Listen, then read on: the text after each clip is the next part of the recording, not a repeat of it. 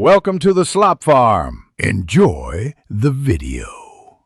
You begin by confirming prerequisites and initiating the first backup so you don't wait later. Open the app and pick the storage target, local disk, external drive, or cloud, and grant access if prompted. Choose the data scope, apps, settings, photos, and any folders you need. Enable encryption and set a secure password. Once set, run a manual backup now to validate the configuration and confirm right permissions. This step ensures future scheduled backups work without surprises.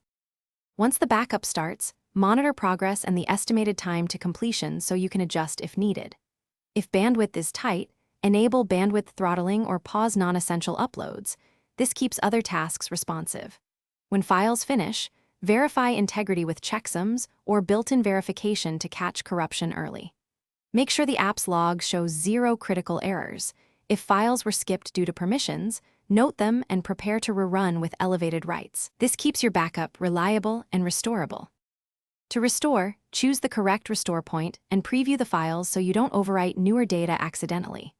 Once you confirm, perform a test restore to an alternate folder or device to validate that apps and files open correctly. If everything looks good, run the full restore and monitor for errors. If the process fails, check logs for permission denials, insufficient disk space, or network timeouts, then fix the specific issue and retry. Contacting support with log excerpt speeds resolution. Thanks for watching.